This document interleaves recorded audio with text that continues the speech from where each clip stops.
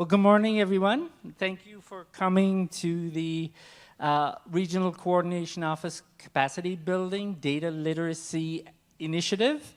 And just to give you some background on this was created out of having some additional funding available because of some of the travel that couldn't be completed during COVID. And so we talked with the RCOs about developing some data literacy activities that would connect with this particular meeting, but also be used as capacity building at training workshops and so on as we were going to come out of COVID. So we asked each RCO to develop some activities in collaboration with the communities in their and the countries in their regions.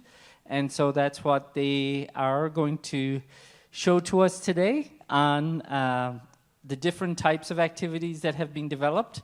And also we hope that this is going to be the start of a new type of learning activity development that will happen in the regions for the coming years. So, Lynn, do you want to?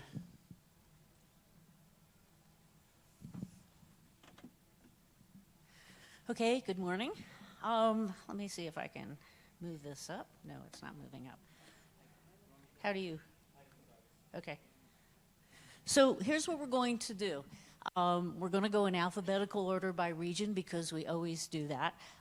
And each of the RCOs are going to give a 25-minute presentation. We're going to have 5 minutes for questions on that presentation. And then if you go all the way down to the end, Tony, we did say, I know I can't do it, but we did save 10 minutes at the end for just general discussion and questions overall. And I will be giving the RCOs their cue cards to make sure we move along because they all have amazing things to say, so it's very hard for them to stay within this time limit, but we're going to try, okay? And so why don't we just get Mark's.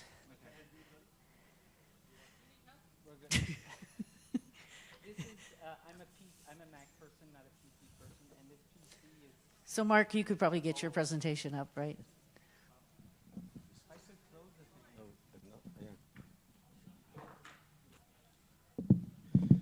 Thank you, Tony. Okay, good morning, everyone. Good morning, everyone. Good morning. Thank you. Okay, so from the Africa region, we put out a call to the region to find out what exactly is the needs of the region. And we built our capacity building products around the needs of the region. So we did one invasive alien plant species that was developed by the RCO. And then we did an integration into national curriculum piece because that is one of the strategic objectives of the program. And we gave that to Madagascar since they had the most success into integrating GLOBE into the national curriculum. But we also had a hydrology learning activity that we gave to Uganda to develop for us. And then, because we had a lack of IVSS presentations or proposals into the pool, we opted for developing a guide for IVSS for Africa, but ultimately it could be used for everybody, right? So I'm first going to speak about the invasive alien plant species. In the US, only in California, the budget for eradication of invasive alien plant species is $85 billion US, right? In the whole of Africa, the eradication budget for invasive alien plant species is $65.5 billion US. The reason why we chose this is because we wanted to develop something that could be sustained, right, in partnership. So you would reach out to local government who is responsible for eradication of invasive plant species. And you could form partnerships with them. You could engage the community, you could engage local government structures, or you could engage national government structures. So up there's a few slides of invasive species, and you'll see that on the second one there, that's the number of species, a plant species 80, and only 34 of those species in one country is under control. But to maintain that control, cost the country about $1.5 billion US per year. So you can see this is a project in Africa that could sustain itself, and that's the reason why we opted for that. So we developed a whole a range of activities within this protocol. We've also developed field guides and data sheets, but this activity lines up straightly with the land cover protocol. And so the only difference is we'll be engaging local experts on invasive alien plant species. Okay, so the next, we gave the hydrology learning activity Dr. Francis, and he's going to speak briefly about it. Then he's going to introduce Charles, and then we'll introduce Paul, right? So thank you, everybody, for that first section. Thank you very much. As much as it lies within the hydrology protocol, this is a water use activity. And we are thinking that if you can pass it on to your students so that they can take measure, so that they can measure how much water they use, practically beginning from their homes and then extending it into facilities, probably at school. Either it could be the bathroom, it could be the kitchen, it could be the swimming pool, or at a point when we have sprinklers in the gardens, even at school, gardening and watering and stuff like that, irrigation. This is where we think that students can be involved. And it is just a way of auditing how much of the usage of water is done at that school. So the process would be that students go out and record daily water use at a facility, and this can also be done at an interval. They can decide to go there either during every other day or every 3 days or on a weekly basis, so that a record is kept on a record sheet of how much is used. They can take meter readings, and where there are no meter readings, they could also estimate, like standing at a bathroom and seeing how many people get into a bathroom and how many times they have flushed a cistern, having known the quantity of a cistern, and then they can know how much water was used in an interval of 30 minutes break or an interval of 20 minutes break. And then later on, they can analyze this data and then report it out. We insist that the reporting out must be done at an assembly at school, because this creates awareness. At the same time, they post out the suggestions on how they're going to conserve water.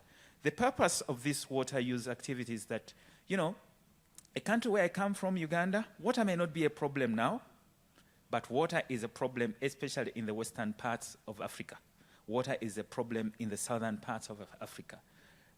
Us, we have the water streams are flowing everywhere, but we need to be conscious of how much water we draw from the environment. So the exercise will tell us how much water is used in each day, and then the facility paying whatever, and then the abilities, at least students should be able to put up a research question or an answerable question. They should be able to design and conduct a study or investigations. And of course, after they have done that, the basic techniques they have used is some of the techniques, some of the outcomes we anticipate at such a facility. And then they're going to also to come up with how do we mitigate water wastage? How do we reduce on what water we use so that we become more of ambassadors and communicators of water? Of course, both people. Timing, I've created that is a 4 hours that is from the point of data collection up to the point when they report out. Of course, 4 hours, I'm not suggesting that they should do it in a day, but of course, if they took 30 minutes, 20 minutes here, 30 minutes, and then lastly, on reporting out at an assembly, it could take them 20 minutes. Level of activity, I'm suggesting that at least it should be from the intermediate level going upwards. And we are suggesting local staff. I'm still the globe of 2006, where we didn't have a lot of technology. So I'm suggesting that if we are going to do this thing, let's take a bucket, let's get the 2-liter water, 2-liter Coke bottle, because that gives you nice estimates. If you're going to go out, have a clock, have a watch. You could have a measuring cylinder. If you're in a school which has advanced facilities, you could do that. You could use that. Have a paper and pen, an inventory, take record of that, and a camera, just to take pictures of your surrounding. So that's the idea. It's written out, and we hope we shall send it out for everybody to come. Can I invite Charles, please?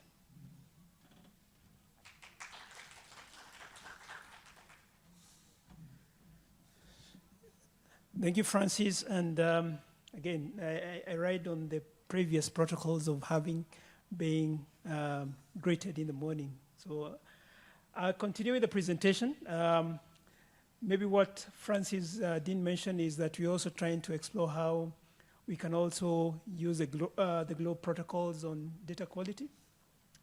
But I wanted now to move on to the next item that you're working on the IVSS, and I'm very glad that one of the highlights or one of the keeps that has been proposed by the working groups is on the IVSS, and we had identified that as a need within our community.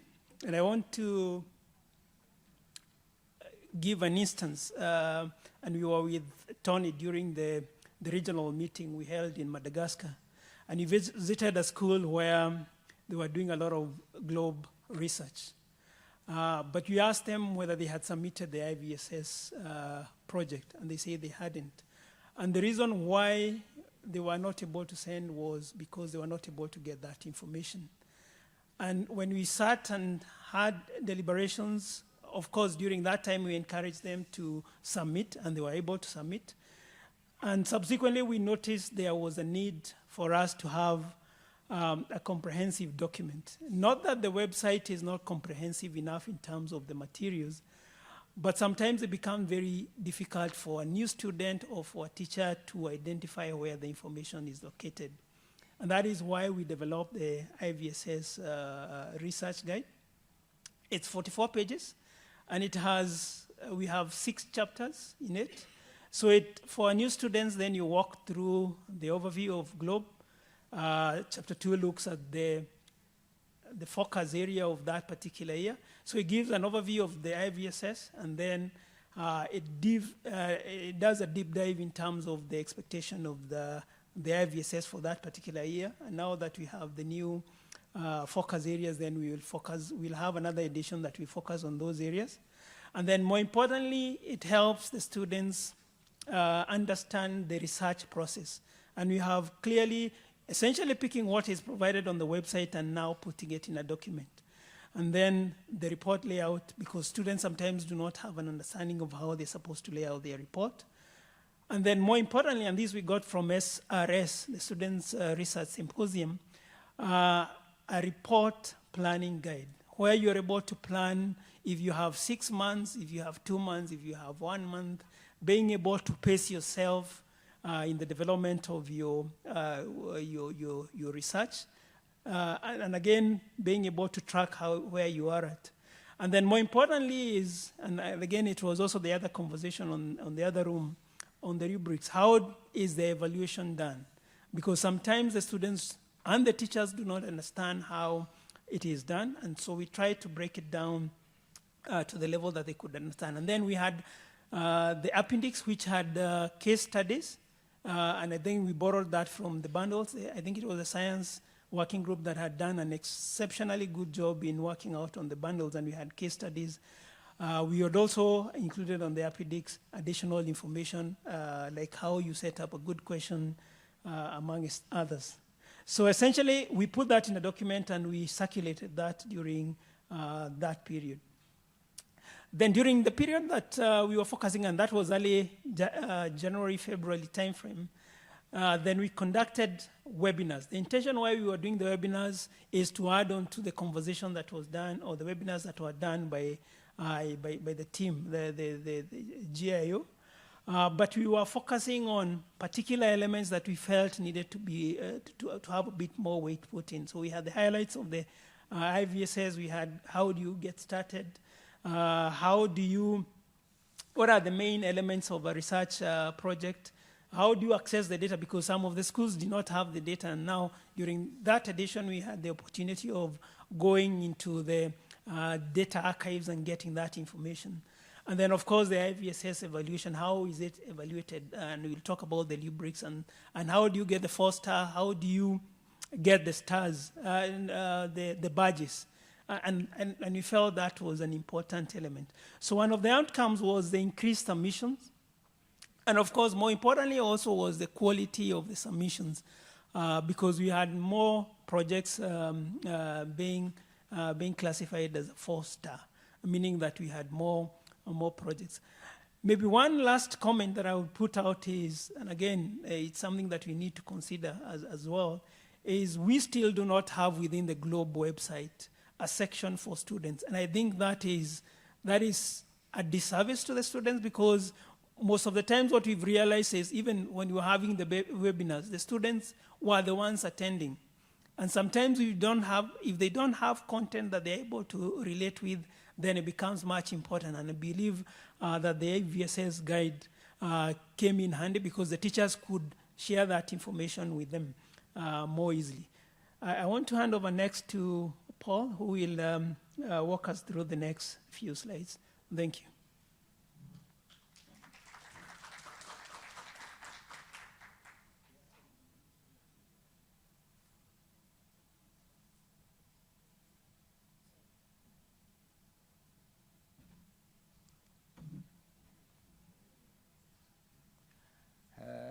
Good morning, everybody. I will be. I'm talking about integrating Globe into national curriculum in Madagascar.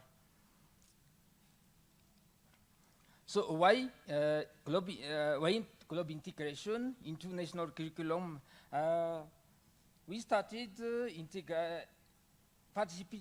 participating Globe in 1998 in Madagascar, and at the beginning, I'm convinced that Globe is the best way, the one way to for teaching science and to enlarge target audience to participate in Globe. We have to integrate Globe into national curriculum. So, what are the different levels to follow to integrate Globe into national curriculum? First of all, we have to establish structure, official structure to secure, because the government staff change frequently in Madagascar as in Africa. So we have to implement an official structure to secure the continuing activities in case of changing at the level, government level.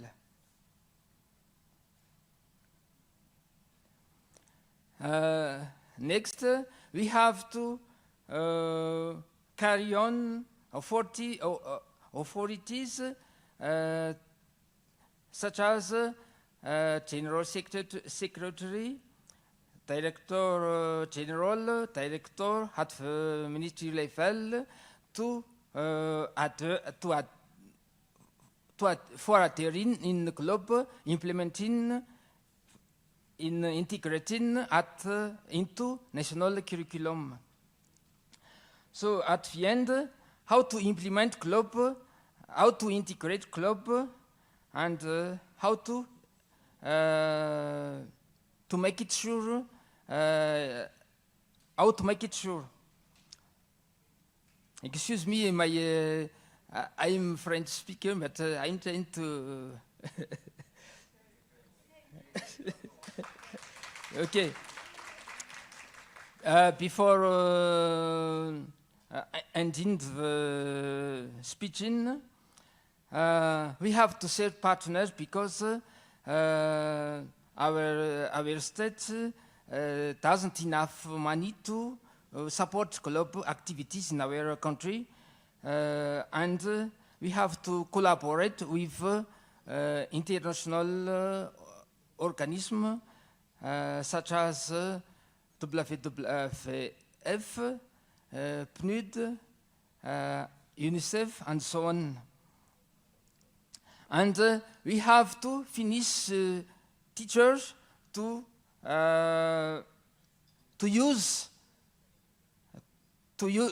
practice club in teaching everyday life, because without training we are not sure to carry on the implementation of a club. Thank you very much. I'm sorry for my English. Just a final word. These were developed as to heed to the need of the community. And so you see that the Integration International Curriculum is also to mitigate the lack of resources, because now instead of having to reach out to international organizations, it becomes part of the curriculum and it becomes part of the obligation of the Ministry of Education. So Lynn, thank you very much. Thank you everybody for listening. If you have any more questions, please reach out to us. Thank you. Thank you very much. Thank you. Good round of applause. Those are great. So we do have just a few minutes for questions right now. If anybody has, okay, Sandra? Oh, congratulations what you're doing. And just a question, it's just a suggestion, not a question. For the water use activity, can I suggest you to ask students before starting the activity, what is their estimate of the use of the water in their houses? In this way, they could compare what is their estimate in comparison with the reality of the use. Yes, thank you very much. We can certainly do that. And I think Francis didn't mention that it also, this activity also leads to economics and the understanding of water bills and cost. Schools in Africa gets a budget, and you have to do everything with a budget, from buying toilet rolls to paying electricity bills. So if people are aware of the areas that needs to be cut down on, or the expenditure, then we'll have proper functioning, or better functioning schools in Africa. So yes, we can, Francis will look at that. Thank you. Hold on. I'm not going to run like John, because I will trip over the chairs.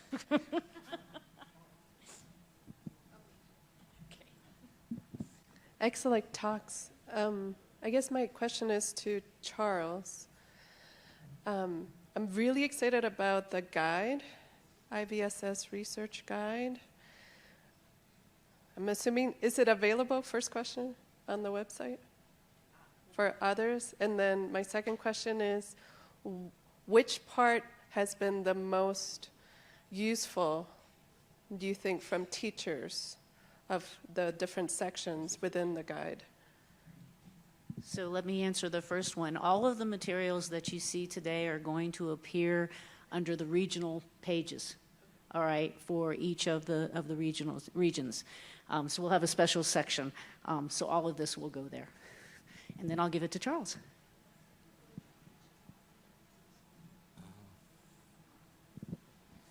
So thank you for the question. So the guide will be available, and like I indicated, we will seek to update it so that now it takes into context of this year. And again, like Lynn indicated, it will be shared on the section for the regional RCOs section. Then in terms of which section had much impact, I'll say the one for project planning, because sometimes most of the teachers and the students are not able to know how to pace themselves. And what we did for the 4 weeks, I had a slide at the end that would clearly say, you need to have done this. You need to be getting to this level, because we're working out on the project layout in terms of the steps. And I think that was helpful, because they're able to know you give them the whole view of what the expectations are, and then you're able to break it down to the level where per week, this is week 1, week 2, week 3, week 4, or if you're doing per month, then, and I think that was helpful because they were able to submit in good time. Thank you. It's not shutting down. Okay, thank you. Well, thank you. From a teacher's point of view, I'll say that the guide has been very helpful to us. We were able to share it with the students, and the students were able to use the guide to identify the gaps within the community and carry out projects which were again submitted on time. I love the guide idea. Great. Okay, any other questions? And again, we're going to have some time at the end for questions as well. Okay, thanks. Well, let's have another round of applause for the Africa team. Thank you. Okay, now we have Desh Bandhu for the Asia and Pacific region.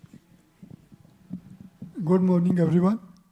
My name is Desh Bandhu. I'm the coordinator for the Asia Pacific region. I'm going to make a brief presentation of what we have been doing under this capacity building project. And now what happened in here we can see that Asia Pacific region is geographically very big region from several thousand kilometers from each side. And we have something like 5,000 globe schools in our region. And we have a large number of students, and we have 19 countries in our region. Some countries are so small, like Palau, with a population of only 18,000 people. And a country like India with a population of 1,400 million population. We have mountains, we have rivers, we have oceans, and most of the countries in our region, they are the ocean countries. Only 3 countries are the landlocked countries, which is Nepal, Bhutan, and Mongolia. All other countries, either they are the island countries or having big ocean line in around in that areas. And what we have only, if you look such a vast area and the countries and with the population, we have only something like 67 trainers, only 5 mentor trainers. But we realize this is one of something which is very important. We should try to develop under this project the capacity for the trainers and also manpower who can train the teachers in these countries. Because we found that in some of the countries, there is not even a single trainer. So what we try to do under this project, at least we have 2 trainers each country, and for that we try to develop up the activities, which we really thought for our region that is the most important, because that brings all the country coordinators and all the countries together, exchange their experiences and ideas, and get equipped to implement the project in their countries. So this is just to give you the brief idea that which I'm not going to go into the details, what is the status in our region. Then we had impact of the project. We understood that after this project, we will have more number of new globe trainers among the regional countries, which does not have many trainers, as I mentioned to you. Increase in the number of the globe new teachers. As also in many countries, we don't have not many globe teachers, so this was the idea to have many globe teachers under this project.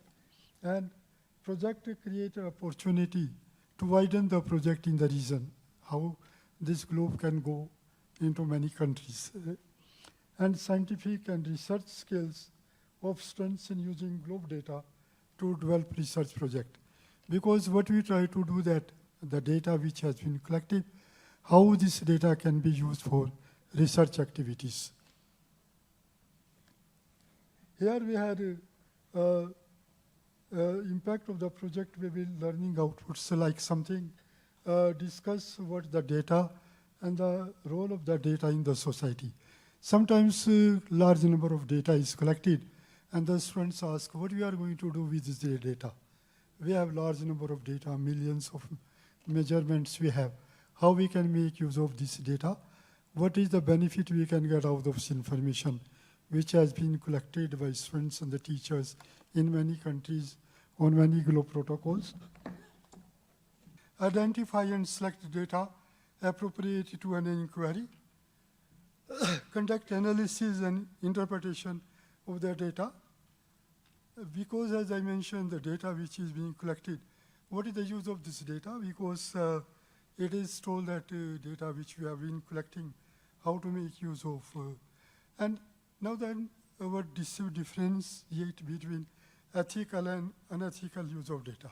Sometimes we found the data has been collected, but the data had been used by somebody, so that how that can be stopped. Training methodology, we had identified certain parameters which we will be doing. Atmosphere, in the air temperature, and the surface temperature, because there are a number of protocols, but we try to identify some of the protocols which we are implementing under this project. The second one is biosphere, which is biometrics, tree circumference, green up and down. Hydrosphere, water transparency, and the mosquitoes, because that is quite popular in our region. Pedosphere, soil temperature, and the soil structure. Basically, we try to identify and specific certain parameters and the protocols which could be going into the deep in this and to get trainings for the and developing the capacity for this. Then we developed 9 videos out of this. And these were the tutorials, and these were done along with the RCO and with the help of the Globe program in Philippines. And in atmosphere, we have a video like on land, water, and air. Biosphere, investigating leaf pigments. Hydrosphere, water detectives. Pedosphere, soil at my backyard. Data visualization and data entry. So these were the topics which we had selected for these our videos, and videos has been prepared. All these videos are available, and we are going to put all these videos on the YouTube so that they are easily available. They are very well done. They are done by the country coordinators themselves, no professional, but professional scientifically. They are very accurate. And I will give the link also if you are interested to look into these videos, you may see that. Then to do this, what we had to go into a detail. First, we had a number of webinars discussing with a number of country coordinators that how we should go about this program. Like then, we had identified the trainers, those who will be giving the training. I was looking for the atmosphere protocol, hydrology protocol by Dr. RCOs, and biosphere protocol, Dr. Wachuri, she is from Thailand. And for pedosphere, soil is road, is another trainer. And globe data and visualization, Joanne, she is from Philippines, and the working group. Now I just try to mention, at the moment, we are having a training program which is running up into a fatty cake room in the second floor. Because in all these trainers, they are there busy, and otherwise it would have been a pleasure to introduce all of them, they are here. So how it is happening, how the training is happening, I will explain. Now these training workshops, what we try to do, first we had to have a visual training, a virtual training. The virtual training was organized to see that what is going to happen in the training programs. We planned 2 training workshops. One training workshop was for the Asian countries. The participants from the 9 Asian region, where Bhutan, Mongolia, Maldives, Nepal, Philippines, Sri Lanka, Thailand, Taiwan partner, and Vietnam. These are the countries participating. In fact, we had a regional meeting in Hanoi, that was in March. At the same time, we combined this training workshop for the Asian region, and these 9 countries participating. This was for 3 days, and quite extensive training has been gone into this. and that was very successful. We had a pre-workshop survey, and after that we had a post-workshop survey to see what was the requirement, what participants wanted, and after that what they gained and what were their questions and how we could improve our training for the further training. So that is why we had these surveys done, and the report for the first training we have prepared and already sent to GIO. Now this is a video, one of the video. I just, I don't know, it's not working in this computer. But anyway, I can get you the link for all the 9 videos, and absolutely wonderful done, and scientifically they are very good. And this training workshop, I just try to give you that idea that like Dr. Garg, he's a mentor trainer for the globe hydrology, water transparency, pH conductivity, and the mosquito habitat mapper, or using Observer app. These are some of the contents of the training workshops, what we have done. Why I wanted to discuss and with you this, because to give the idea what are the important components under this project, under these protocols which we really can understand. Like this is another video, a global learning activity on water detectives, like this is video on water. Then in the training workshop, which we had face-to-face, as I mentioned, we had in Hanoi, and in the air protocol, we have air temperature, clouds, precipitation, relative humidity, and surface temperature. And this included with the land water and the air, and what are some factors that affect seasonal pattern. So we try to include some of the component of the climate change into this. Again, this is the video on the land, air, water. Training workshop like Rorin D. Lara, he is also a working group member, and soil temperature, soil texture, soil moisture, soil characterization, along with learning activity on soil and my backyard, and learning to the visualization. Like for each one of these protocol, we try to do data analysis, how to fill up the data sheet, how to enter the data for each of these. So that was quite in a way useful for them. The whole idea was to develop the skill of the participants, how they can become good trainers. Again, this is an activity which we had on this soil at my backyard.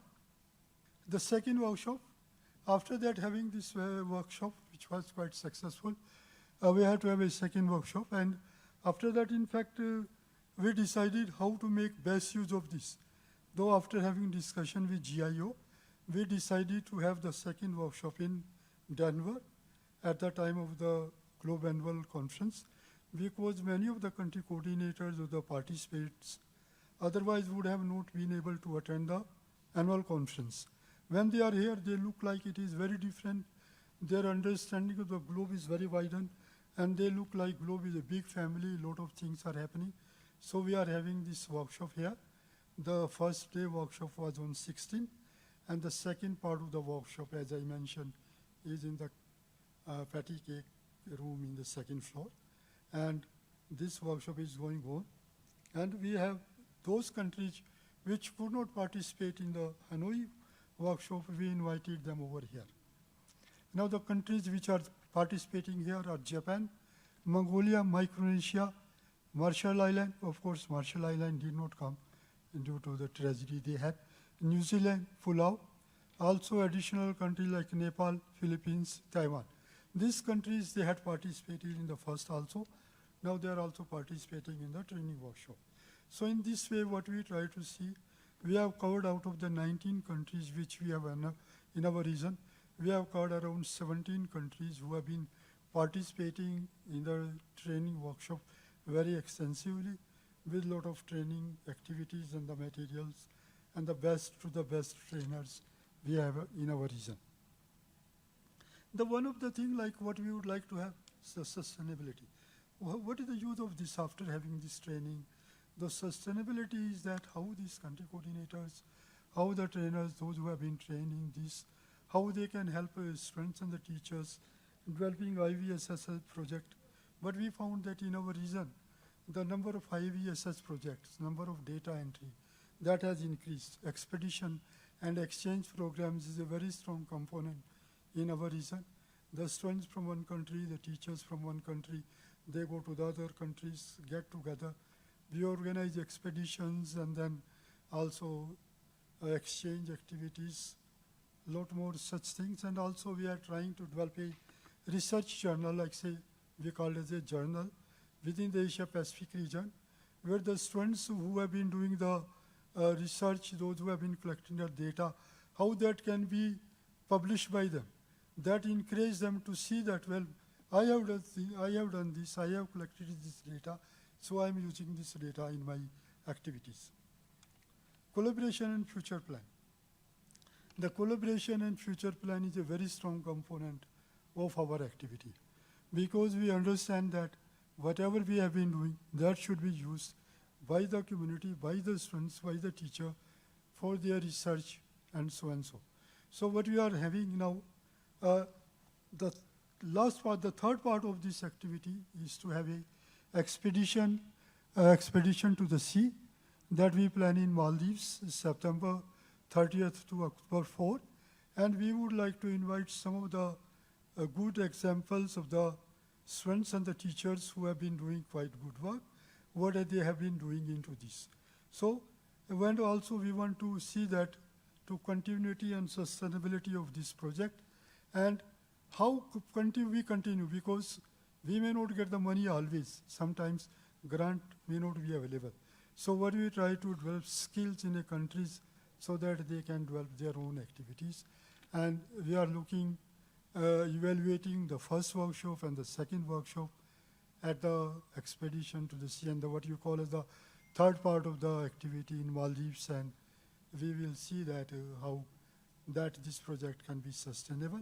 And very strong component, we want to have a collaboration among students and the teachers, like expeditions, exchange programs. I don't have time, otherwise I could have explained that how successful exchange programs in our regions are doing. Some of the parties from some of the other regions also, they come and they have joined our expedition. They have joined our expedition in Nepal, Maldives, and so and so. It is open to everyone.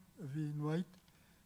One thing which really we would like to have, disseminating a globe to the community, involving community, and empowering the community to implement the globe. Thank you very much. I think today I'm in time. Because I'm very scared of Lynn. She always tells me, say so. You didn't even get a 5-minute warning. My God, very good. Okay, thank you, Desh. Do we have any questions for Desh at this time? Okay, hold on. Thank you. I'm going to get my exercise.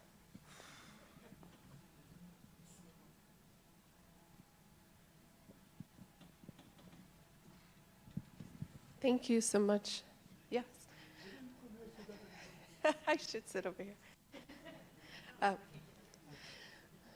I noticed that one of the topics in your training was about differentiate between ethical and unethical use of data. Ethical and non-ethical use of the data. You talked through, that was part of the training for the students? Like we have the training modules, and that we have the training. And we identify those protocols, because there are 54 protocols. Right. And we can Oh, yeah, you need to use the microphone. There are around more than 50 protocols. And what we look into, which are the most important. And we had as I said, we had webinars, we had meetings, training with the trainers and so and so. So we try to identify which are the most important, and also with the experience of the data on which the students are submitting more data. So that is how we selected. And also we try to see that, for example, which are most relating to the climate change also. That was one of the things in our backyard.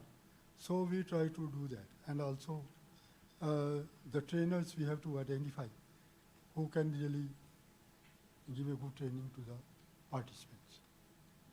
And are you doing the same protocols for the expedition to the sea? Expeditions and the exchange, they are the favorite for our region.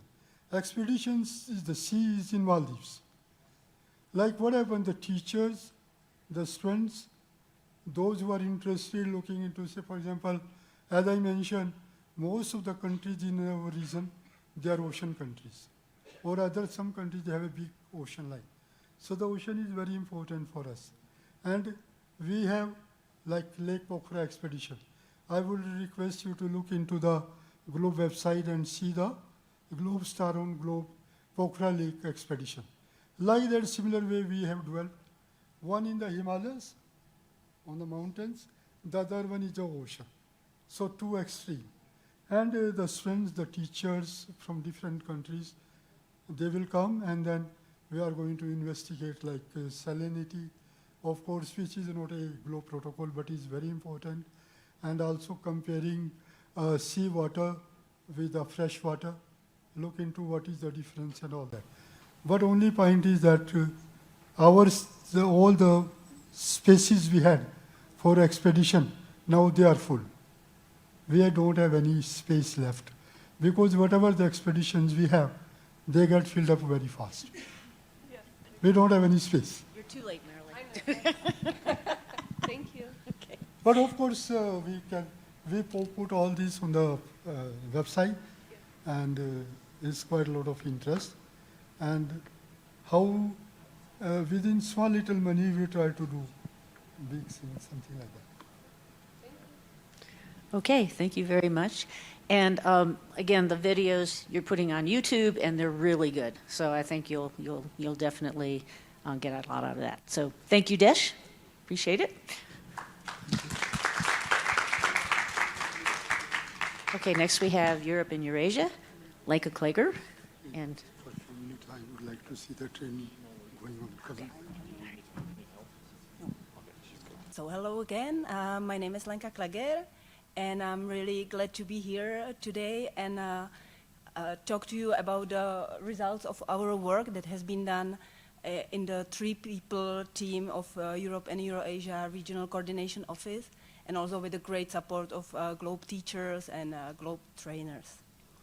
And just to introduce, we have used the fundings for capacity building projects for creating the data literacy toolkit that I will be talking about today.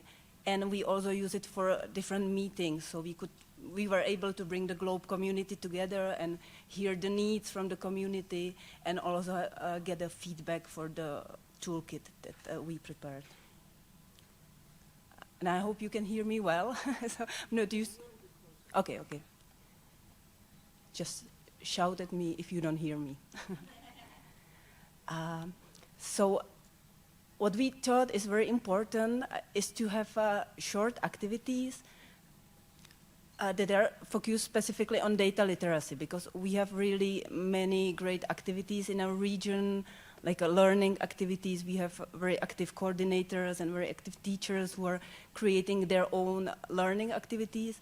But as we see from the presentation of students, often there is a need to to learn a bit more about how to use the data, how to interpret the data that the students measured. So our aim was to create a collection of short activities that will specifically focus on the data literacy skills of students. We created 2 learning activities per different spheres, so for atmosphere, hydrosphere, biosphere, and pedosphere, so altogether 8 activities. And what we wanted to achieve is to have activities that will be very easy for teachers to use them in their teaching, and also for trainers to be used within training sessions. All these activities that we created were based on real activities, real measurements from Globe schools, from experienced Globe teachers and students. I already mentioned it a bit, but the toolkit is intended to Globe teachers who want to introduce their students to data literacy skills. It's for the beginners. It's not advanced activities. We thought that those teachers that are already on an advanced level in this term, they can create some activities for themselves. But those teachers that are just starting with Globe, they really need support in going in learning the data literacy. We have different activities for elementary to high school students, and the main age, focus age is from 10 to 15 years old. I already mentioned that we also want the activities to be actively used at the teacher trainings, and we discussed the activities a lot with the trainers. So we got their feedback, and we know from them that the activities are useful. What we took into consideration is that we have audiences from many different countries, speaking many different languages. So this was a little bit of challenge for us, how to make the activities short and available, easy for translation, easy to be transferred to different cultural backgrounds and so on. So we try to do our best. What do teachers and trainers need and don't need for the activities? So we intended to do activities primarily for you to be used indoors for like classroom use. Of course, anyone is welcome to take them out and add some additional like measurement activities, but we wanted to keep it simple so anyone can just easily do the activity within the class. Also, no specific globe measurement tools, no instruments, no need for like skills to really be able to do the measurements is needed. It's really about the data literacy. The teachers are expected to know at least some basics about the topic that the activity is related to, but they don't really need to know the details of each measurement that is described in the activity. There were 3 different meetings that we had where we discussed and revised and tested the activity. So we met at the regional meeting in Omish where the first discussion started. Then we met again with trainers and mentor trainers in Estonia during the Globe Learning Expedition where we had some additional discussion. And lastly, this spring in Prague, we had a meeting for trainers and mentor trainers where we really went through each activity and got the detailed feedback, and we even went out to try some measurements and did a workshop with these activities. So that was very helpful actually for us because it helped us to get new views and change quite many things. Well, I will provide you overview of activities and also the print screen that you can see here. It's like a 2-pager. That was one of the suggestions from the trainers, that it's good to have some short overview of the activities where anyone can just open these 2 pages and very quickly see which activity at the moment is the best or the most convenient for him or her. So we have this one, and I have a few printouts here with me, so if anyone was interested, I can give them to you. So firstly, 2 activities for biosphere. Both are connected with trees, so we have activity about tree height measurement, and we have activity about green up observation, about the timing. Both of these activities are mainly focused on comparison of the data, so the students are asked to compare 2 data sets, find whether there are any similarities, differences, different tasks for each activity, of course. And we also want them to think about possible measurement errors, which often appear in the results, and we want the students to be aware of the fact that it might be possible to have some error in the measurements and to be able to find such error in the data. For atmosphere, again, 2 activities.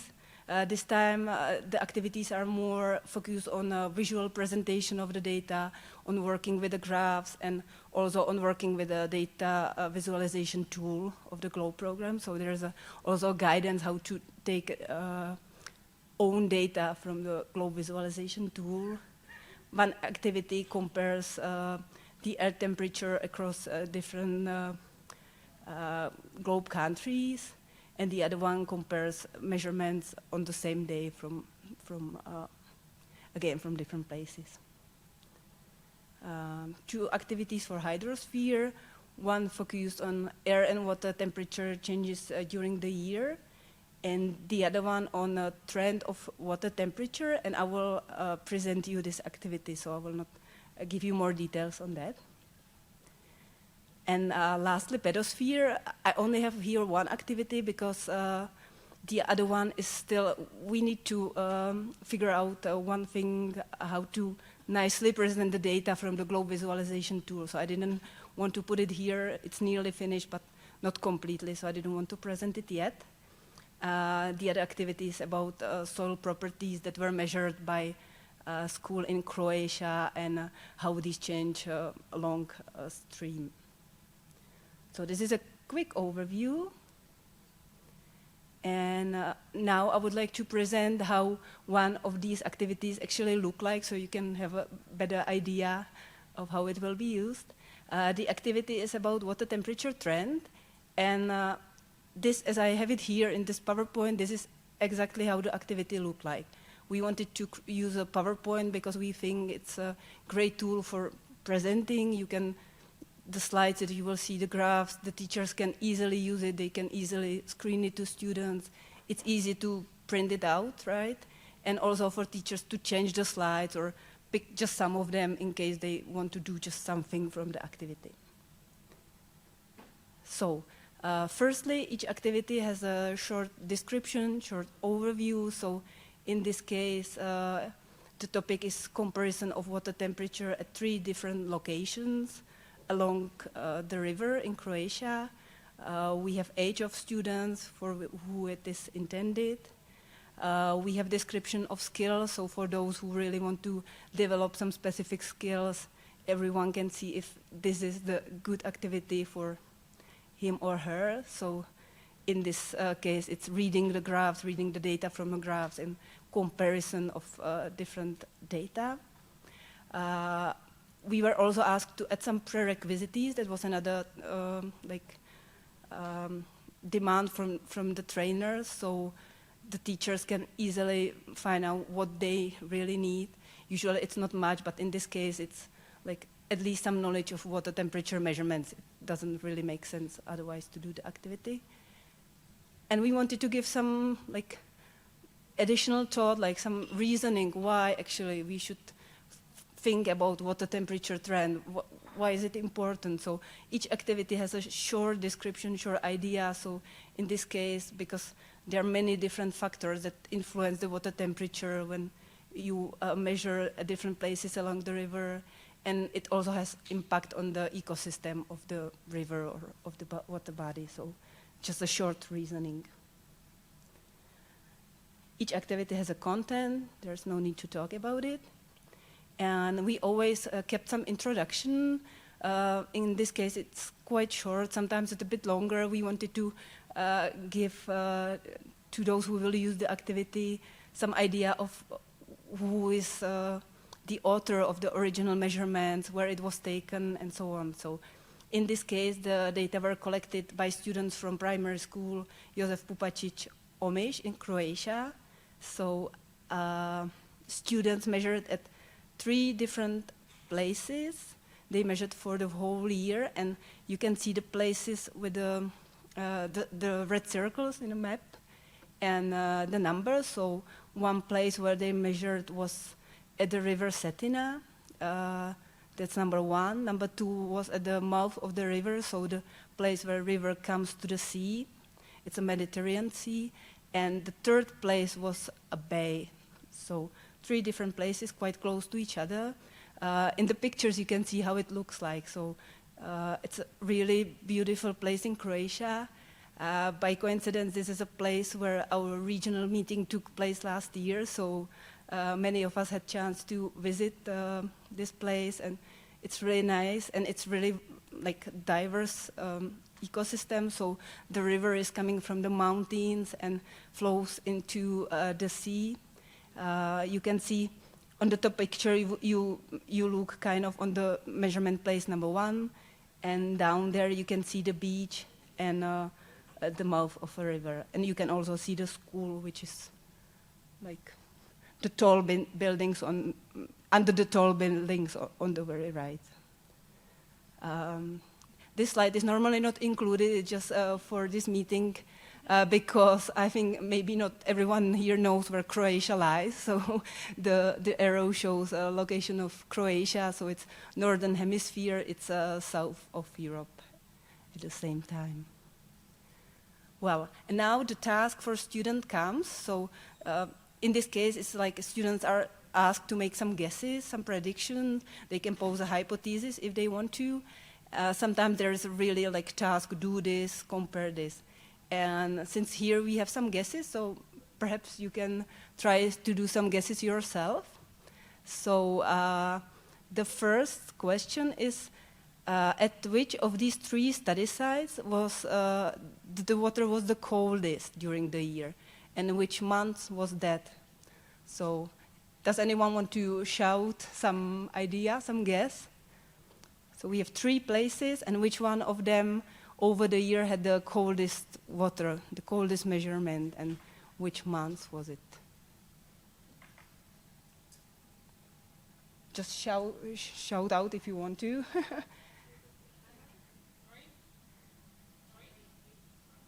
3. Okay, yeah. Okay, so the beach. And you also guess which month was that? January, okay. And March, okay, so we have January and March, and number 3, same, yeah. And now the other way around, so which side had the warmest water over the year?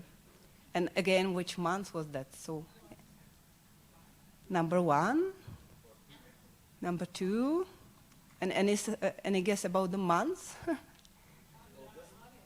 August, okay. Great, so July, okay, apologies, I didn't hear that. So yeah, we have quite different guesses here, so let's see. And then there are 2 more questions. I don't think we need to guess all of them, but I'll just read them for you. What is the difference between the highest and lowest temperature at each of these sites? So which temperature was the highest and lowest? And does it differ somehow for the 3 places? And also the fluctuation of water temperature, if it differs at the different places or not. So these are 2 more things that students could guess.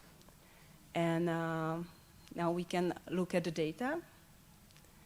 I will not really, let you dive deep into the graphs, so it's just to show you, and I will give you the answers. So this is how it looks like. The teacher can use these graphs to print them out to the students or to present them like this. And here you can see the water temperature. It's for the measurement place number 1 up on the river, or kind of up. So you can see the trend. It's January, February is the coldest. Now again, the measurements for the place number 2, the mouth of a river.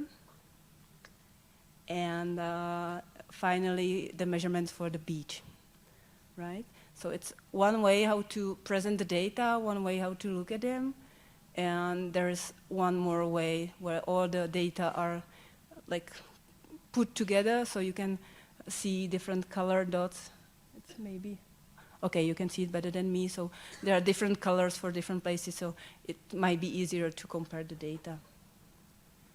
And finally, the answers. So the coldest water, it was at the river Cetina, so up number 1. I think someone guessed that. And it was February, so I think all the guesses were pretty close. And the warmest water was at the sea bay, so it's the beach location, number 3, and it was in August, so perfect guess here. And then there are the calculations for the different seas, so we can see that although the water temperature was quite different at different places, the difference between the highest and lowest temperature was quite the same. It was 15 degrees difference for measurement site number 1 and 3, and slightly different for the mouth of the river. And it's similar with the fluctuation of water temperature, which slightly differed on the measurement place number 2. And yeah, the other were quite the same. So basically, that's it. That's the last slide of the learning activity. Always thanks to the teacher. We want to highlight the work of teachers and students that work on it. And I would like to thank you for your attention and for your guests for participating actively in this presentation. And I'll be happy to answer any questions.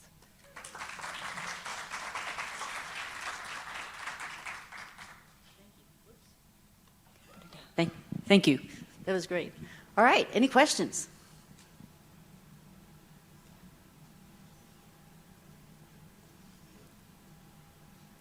Oh, come on. Okay, good.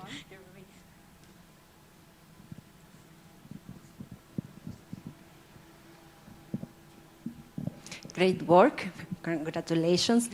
And I wanted to know if you have different kind of activities or you based your work on data literacy activities for this work. Do you mean if we have more these data literacy activities? I'm not sure. You show one, so I wanted to know if the other activities are also data literacy, or you have some different kinds of activities for this whole work. So all the, I shortly just introduced like 7, or soon enough it will be 8 activities. So all of these are data literacy activities. Okay. They have the same format like this one that I was presenting, but they have different focus. Thank you.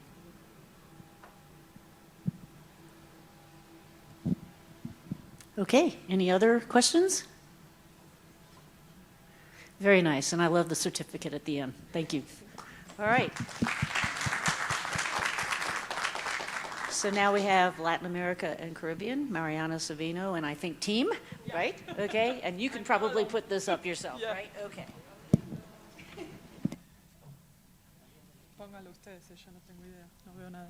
Well, hello. I'm Mariana Savino. I'm the regional coordinator for the LAC region, and I'm here with the wonderful team that developed the learning activities. At the beginning, when we decided to develop this initiative from the RCO, we made a public call for country coordinators, teachers, or people of the community to create an academic and pedagogical committee. It was a really responsive initiative. We received a few presentations for people wanting to join the committee, and these are the persons that finally joined the committee. Well, it was me, Carlos from Colombia, Ana Prieto from Argentina, Claudia Caro from Peru, and Andrea Ventoso from Uruguay. And also Raúl Pérez from Chile, he's not here. The requisites for joining the committee was being worked for GLOB for at least 5 years, have conducted workshops face-to-face or virtual, have a deep understanding and knowledge about the GLOB program, be a Spanish speaker, and also have a good level of English to understand the existing activities. So the responsibilities of the committee were, at the beginning, select from the existing activities that are available on the GLOB website or at NASA, select those that were more important for our region and more useful for the teachers in our region, and also select 20 classroom activities like cloud charts or soil colors and so on. And then the main job was to create at least 60 new activities focusing on topics that are interest for our region and based on data from our region. And also create 4 data literacy activities for each sphere. And we had weekly meetings for several months last year, discussing all this work and having follow-up meetings. The result for this work is, well, we selected all the existing activities that I mentioned, but for the new activities, we had finally 20 activities per sphere. 12 are for learning activities, 4 are remote sensing activities, and 4 are for data literacy activities. And all of these activities have the same structure to be easy for teachers to understand them, but there are different kinds of activities. And the final work for this, the final results, we are going to release 4 ebooks, 1 per sphere. The important thing that they are going to be available both in Spanish and English, and each of them have the 20 activities that I have mentioned before. So now, Andrea is going to talk more about it. Thank you. Hi, good morning. Well, this is the structure we have chosen in accordance with the whole group. This is like a chart that is heading each activity, and it also is the format we chose for our presentation in order to have a line of a structure. In the left column, you can see the sphere that the learning activity refers to, for example, atmosphere, biosphere, and so on, and the bundled protocols also if they are mentioned. In the second column, you can see the protocols that are referred to in the activities, that it can be only one or just a few of them. In the center, you can see the Sustainable Development Goals associated to that activity, and here you have a sum up of the number of activities that mention the different SDGs associated. And on the right, you have a column where we chose to classify somehow the activity in order the teacher can choose at first sight if they are interested in an application activity, a cognitive activity, a communication one, an evaluation, explorative, motivation, or research activity. The general objective of this presentation is to know the new learning activities developed by the pedagogical committee adapted to the environmental issues and necessities in the Latin American and Caribbean region. So, as Mariana said, they are referred exclusively to the Latin American region, but can be adapted to any of your regions with other needs. The didactic objectives are to present the learning activities developed by the region and motivate the audience to put them in practice, part of the learning activities developed in the region. So Claudia is next. Okay, thank you so much. As Lenka said, it's very important to motivate the students, so we have a motivation for you and a question. So you have here 3 rain gauges with different levels of precipitation in 3 different cities of South America. We have Montevideo, that is capital from Uruguay, Lima, capital from Peru, and we have also Santiago de Chile, capital of Chile. So do you think that the precipitation levels are correct or not? Please raise your hand who think that the precipitation levels in each rain gauge is correct, which is linked with the city. It means that Lima has 100 millimeters per month of precipitation in July. Raise your hand. Don't be shy. Do you think? Okay. One person thinks that Lima received 100 millimeters of precipitation in July. So please raise your hand who think that these measurements are wrong. Okay, thank you, Marile. Perfect. Okay, most of you.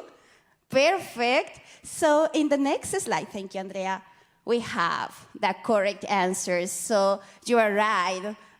The previous measurements were wrong. Because Lima is a desert, we have 12 millimeters of precipitation per year. We live in a desert.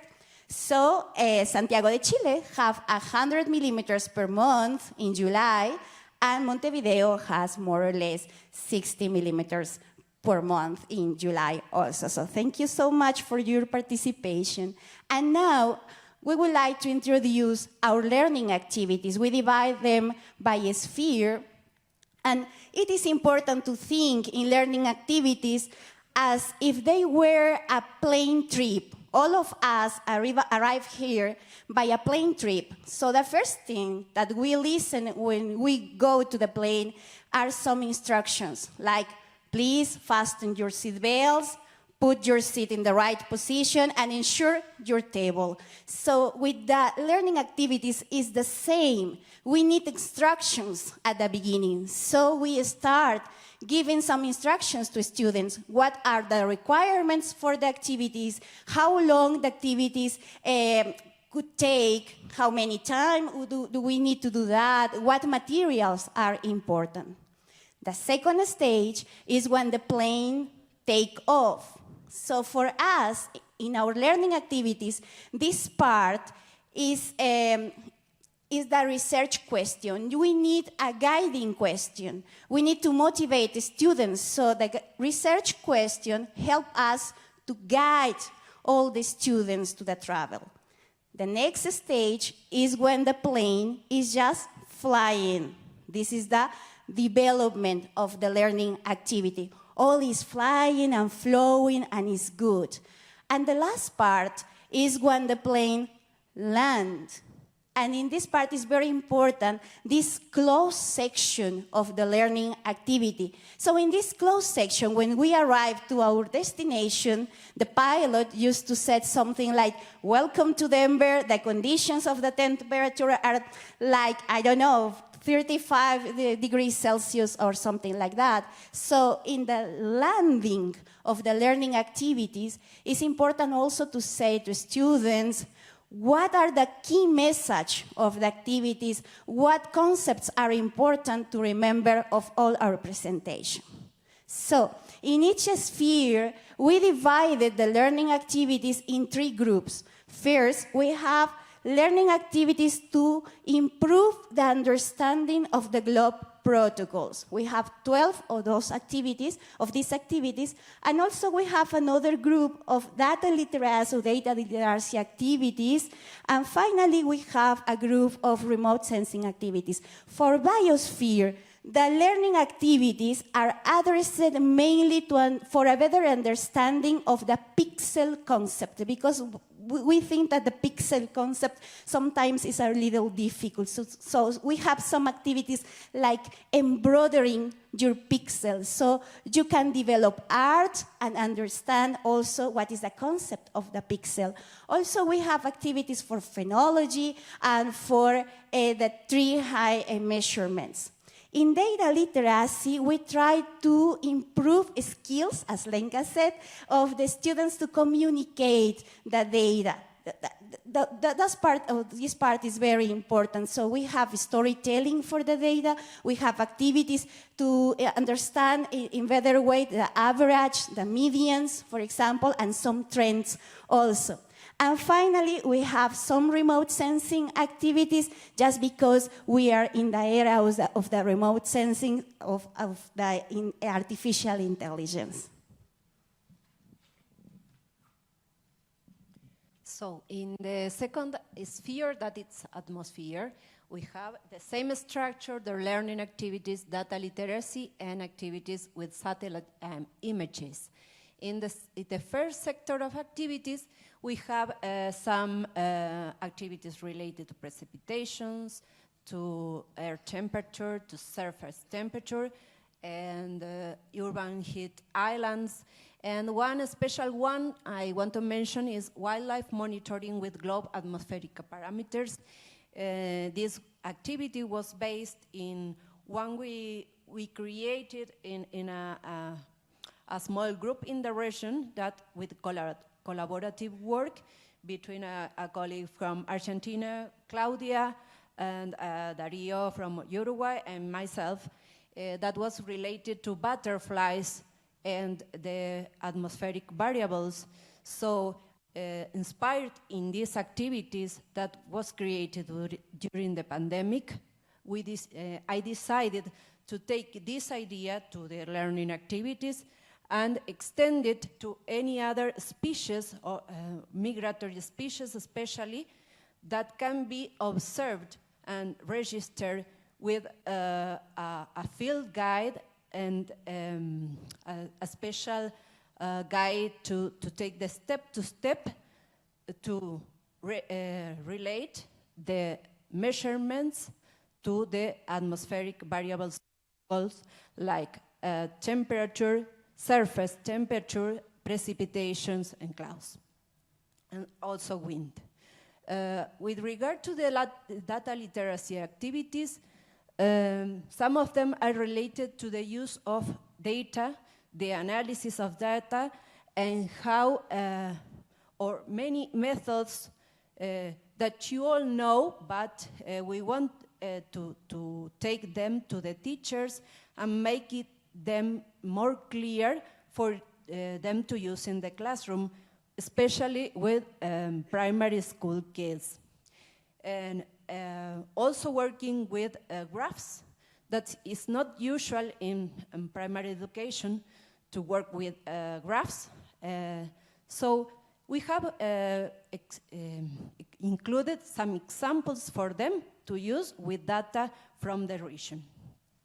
And also we have some activities with satellite images created by Ana Prieto.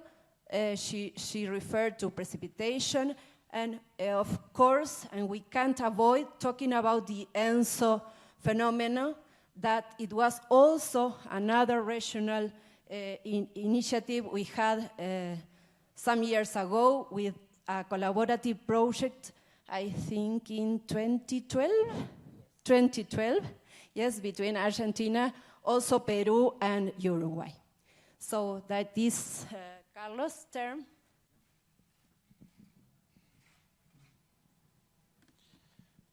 Okay, good morning, everyone. To promote or encourage the scientific skills in students, we promote we build the hydropheric activities with simple materials for a school. The important that is they can see the science close to them. Yeah. And the activities are around this activity, for example, aquatic plant invasions, forest retain water, water microbiology, groundwater, and different activity.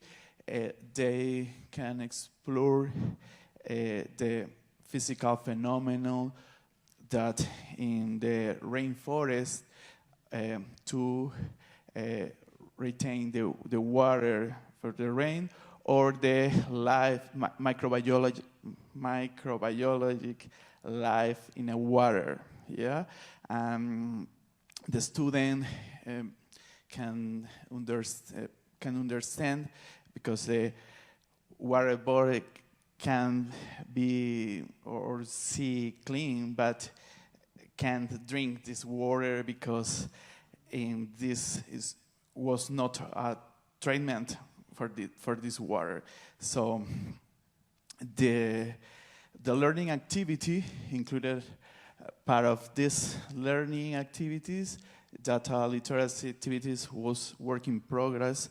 The activities of satellite images is remote sensing for hydrosphere, effect of the sargassum in the coast, yeah, for the Caribbean, the aquatic plants invasions.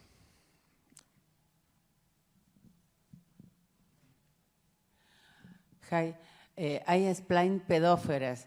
Pedoptera is make Raúl Pérez from Chile. I make all satellite imaging in all sphere. In Pedófora, make many activities for learning the concept specific about soils, about the soil function. For example, soil and climate change. What is the role the soils in the climate? What is capture carbon, for example, and other, for example, sulfate in soils, or the life in the soils is very important now and conserving. For data literacy, Tom many variables for practicing with data about soils and analyze, for example, many average or standard deviation or anything. And for satellite imaging, in this case, for example, cities in Latin America.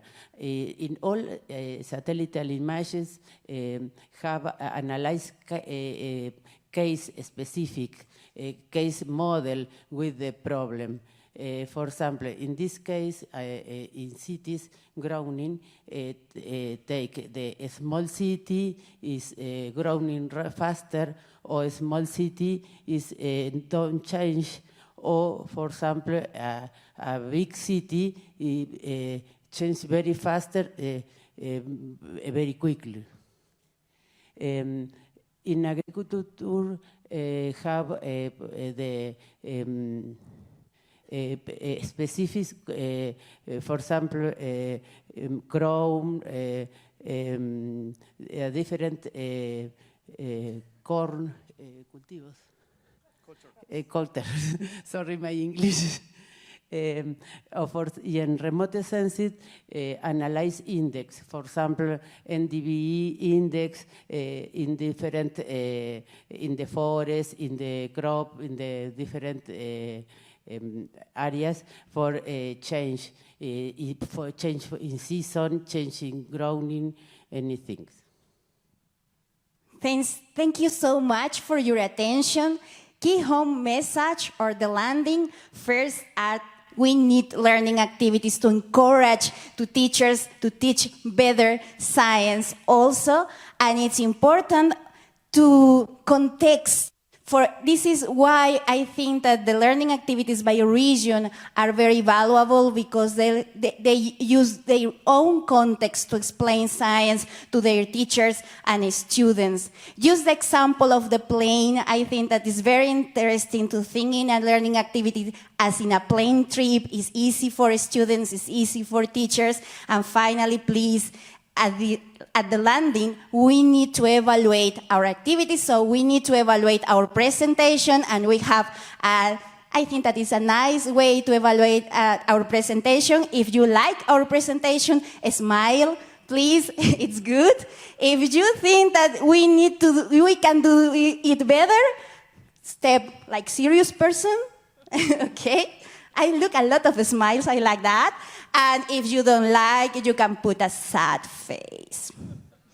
Happy to look at sad faces. So thank you so much. You are invited tomorrow. We have a training workshop about our learning activities. Thank you so much.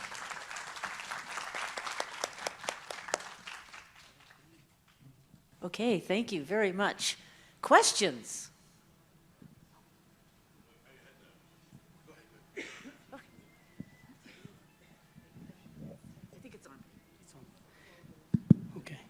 Good morning. Very excellent presentation. I was really engaged, and Bhutan, particularly. I'm from Bhutan. My name is Kaka Saring. And Bhutan being one of the new members to GLOBE, we are still in the learning process. So like going through your presentation, I found a lot of information that we thought we could pick up, and then we could also try to replicate that in Bhutan, so that our learning process also becomes much more better. But one of the things that I was looking at is some of the things, although you may say it's at a very grassroots level, but some of the things, like when you deal with protocols in different levels, particularly maybe for an example, if you look at hydrosphere, there were some things like you were talking about macroinvertebrates and all these things. I think when you do this kind of data literacy at the grassroots level, particularly for small children, what are the challenges that you face? Because when I talk about macroinvertebrate as indicator for some of the hydrospheric conditions, then you may have to also impart those education to those students at those grassroots levels. So what are the challenges that you face in this kind of, what do you call that, teaching to the students? You are referring specific for the hydrosphere activities or for all of them? For the microinvertebrates? Okay, the hydrosphere is just an example. So say, for example, macroinvertebrates, right? So like when we take macroinvertebrate as an indicator, because there are so many number of species of macroinvertebrates that can be taken up as an indicator for hydrospheric conditions. So in a way, if you look at it, then we, as a teacher, may also have, globe teacher may also have to have certain scientific skills, which we may need to impart to the students. And some of the, when we go at the, even the naming of the species, you know, so it becomes very difficult for the students. So what are the similar challenges that you face when you come, when you deal with small children's, particularly when you deal with this kind of protocols? So that's my question. Okay, the research of macroinvertebrate is a activity to engage the student for this area, and the simple methods to capture these macroinvertebrate, and then with the help of the teacher, they can analyze the health of the water body, and to classify in form of the macroinvertebrate she isolate of the sample of the water body, and then the activity propose a simple method that the school can be and the student engage to the research of these organisms to bioindicators to the health of the water bodies.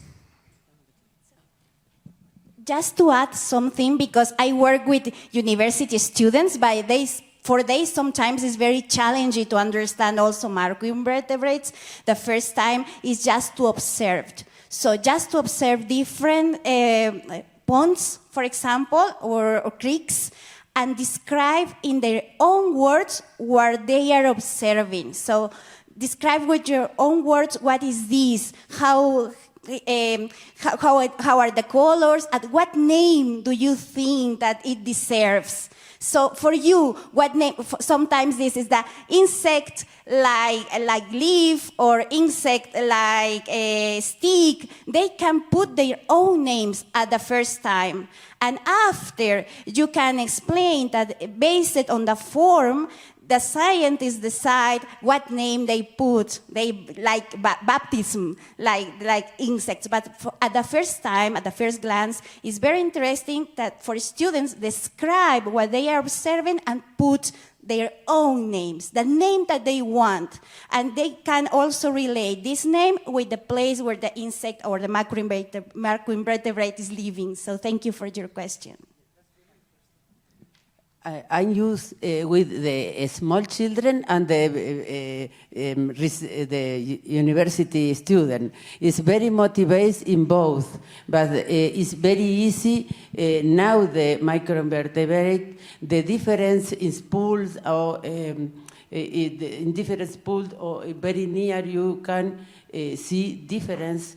You analyze the environment, many change is interdisciplinary topics for you use many different materials, issues, subject for make a STEM project. Hi. Yes, I had a really quick question. Love the presentation. I like the idea with the airplane. Great visual for understanding what your protocol overall is trying to do. My question to you is, I saw on the list, one of your slides, that you had, like for atmosphere, you had a bunch of things that you were looking into. Have you looked into or included the upcoming eclipse for October, the annular eclipse, and also the full one in April?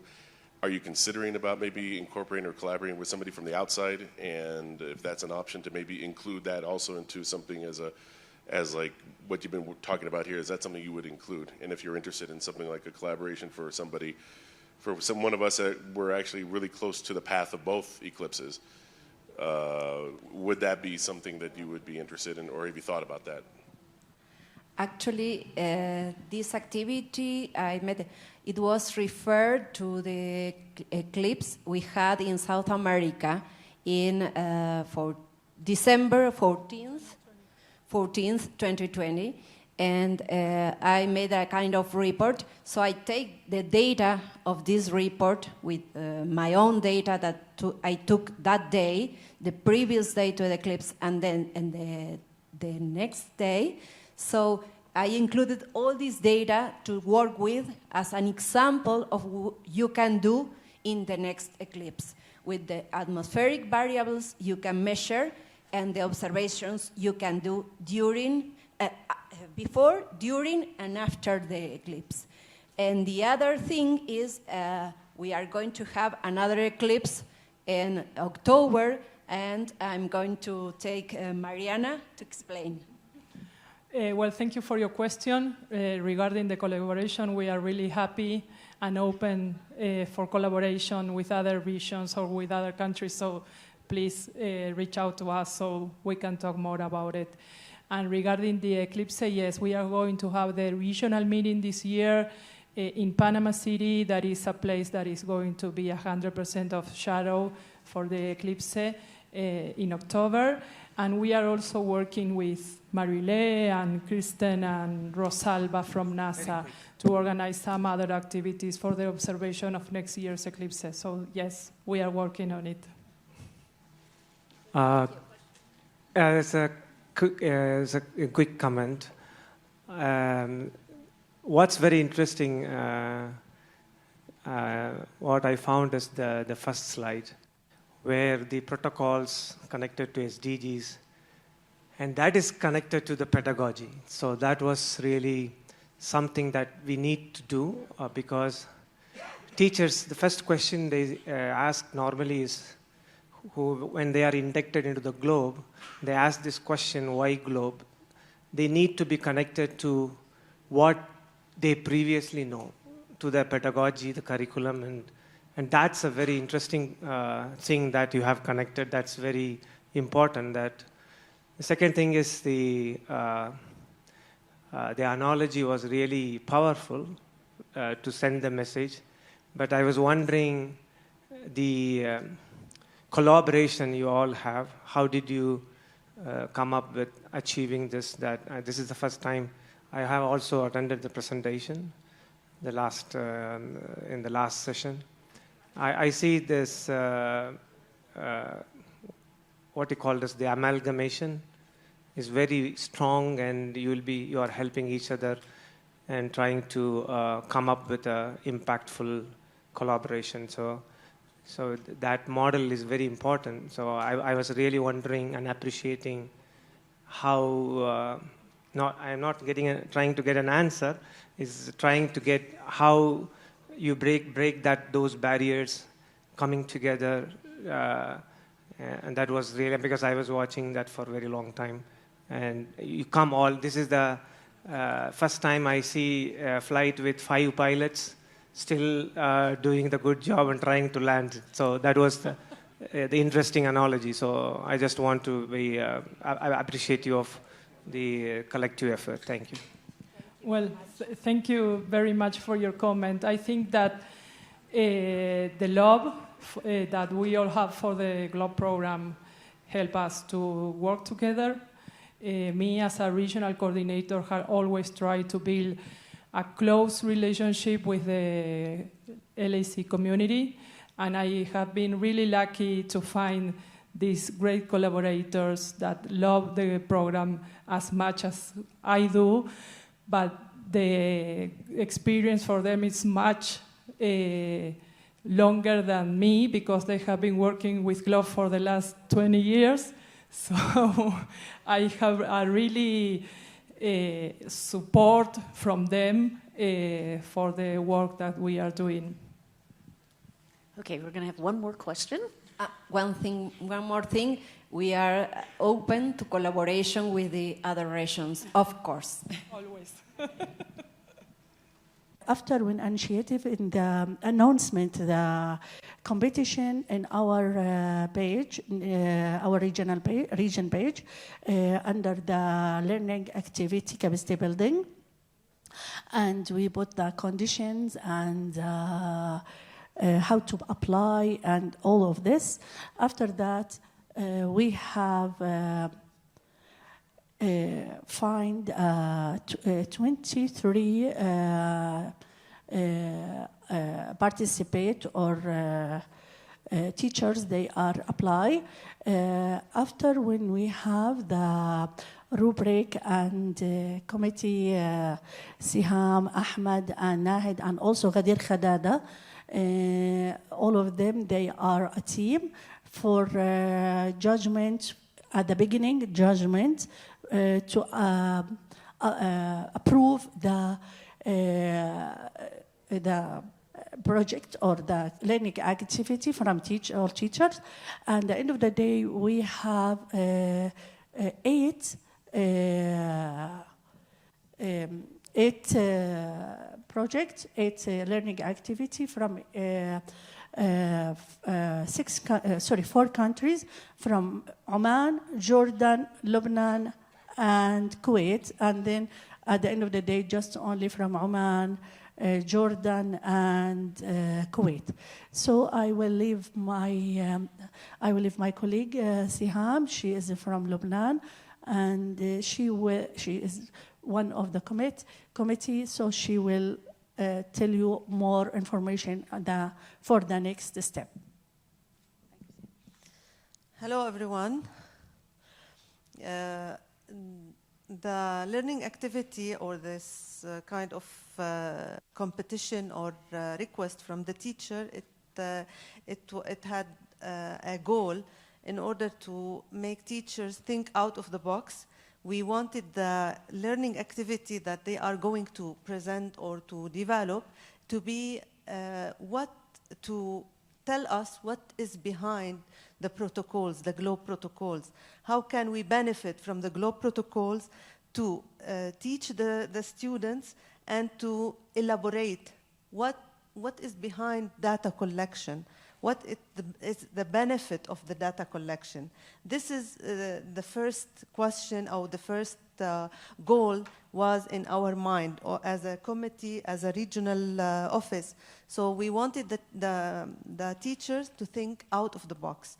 The criteria was, when we put the criteria for the teachers, we wanted them to use 1 or 2 protocols, GLOBE protocols, and to use it for their research, and they have to develop a lesson, so this lesson can be used in their schools, in their classes, with their teachers, and the lesson can be implemented as a theoretical approach, and then they can go to the field for practical session. This was critical for the teachers because we always used to get the curriculum or the lessons or the books, and we follow the books. This is what we wanted from our teachers, to think out of the box. And after the application were received, we used to meet as a committee every 2 weeks to discuss the application, to discuss the proposal from the teachers, and to finalize the selection. And the selection was very let's say, honest, because the names of the teacher was hidden. We didn't put the names of the teacher, or we didn't see, as a committee, we didn't see the names of the teachers in order to be, the selection to be transparent. And after we read all the proposal, the 23 proposal, we make it on the 16 proposal. And we review it, and we contact the teachers. We met with the teachers 2 times, and we discuss with them what we want from them to be innovative, to present innovative ideas, to present innovative research. And after that, we gave them time in order to elaborate or to develop their proposal. And after that, when we have received the proposal from the teacher, also, again, we review all the proposals and without names, and we select 8 teachers who met the criteria that we had already put in the activity or the competition. After the selection, we gave them time time to develop their research. And I will leave the floor to Ms. Nahed to tell us for the next step. Okay, so once we had the 8 finalists, they were invited to attend the regional meeting, the NINA regional meeting. And during that meeting, they had to present to us their work in progress, what they've done. And the panel was not a judging panel as much as it was a panel to give them feedback, guidance on content, on visual presentation, on their skills in presenting what their findings. And this was done for all 8 teachers, and their feedback was individual. So we told them, this is how you, that's your next step. And basically, they were supposed to present, they were supposed to give us a presentation, a video, and eventually a poster. Now, the presentations and the videos that were prepared are available on the NINA webpage. And the posters, as you've seen throughout the week, they're all in the other room on the boards and on the walls. And if you want more information about that, or you can ask all the teachers that have participated, because they're right here with us today. Thank you, Nahed. Good morning, everyone. Sorry about my sound. Today, I'm sick. My name is Ahmed Musa. I'm Omani coordinator from NINA region. I think my colleagues, they give you all information and they present all information about this project, the learning activity. But I would like to say 3 points, or I would like to send some messages about this project. Already, the evaluation committee, we have been working with teachers for a long time and hard. And also we use 3 methods to give them the feedback, to give them the information. We use the online meeting. We use we divide the teacher among the evaluation committee, and also we met them in the region meeting. After all this option, or after all this action, we were in touch with teacher also for long time and give them feedback by step. And finally, I think on Monday, you saw all of them, the posters or the project in that room. And today, also the teacher share us in this room. I would like to say for them, thank you so much. Thank you. Okay. One more thing. This is a special shout out for Reem. Is she here? I don't know what she's gone to. Okay.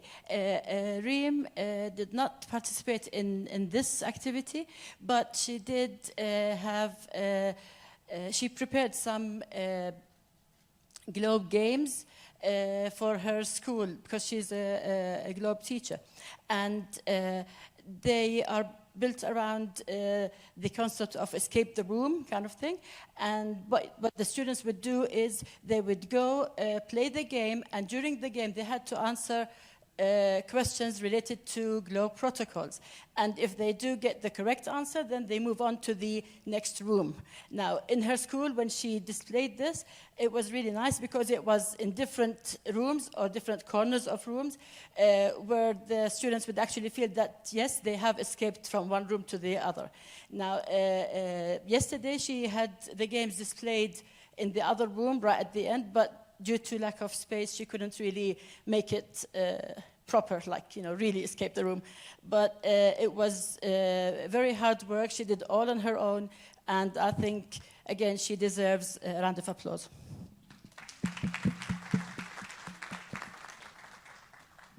Thank you, Lish, and I think you should deserve club also. Thank you so much. Any question?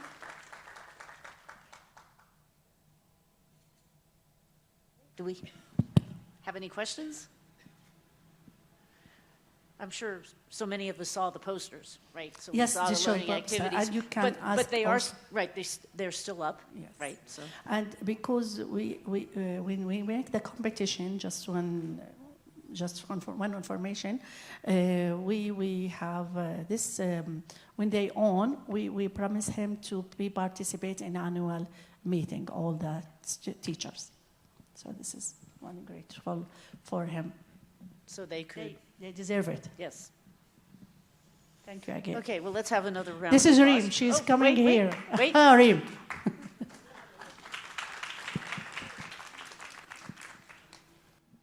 So thank you so much for your presentation. I don't have a question, but I have a comment. I like that idea of the escape of the room, and the things of this kind of games could be very helpful for all the Globe community. Maybe sometime we can think about to organize a section for Globe games for a better understanding of protocols of the Globe program and things like that. And thank you so much.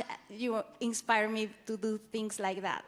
Actually, Globe Games, it is an old thing. Maybe in 2007, we started the Globe Games because games, learning through game, it's very beneficial and very helpful for the student, and it's not making them bored from the lessons. So when they play the game, they will understand better what they are doing and what are the method or what is the lesson that we are wanting them to learn. So all the education should be changed into fun and active process. If you need more information about the games, Reem, please stand up. You can talk to her.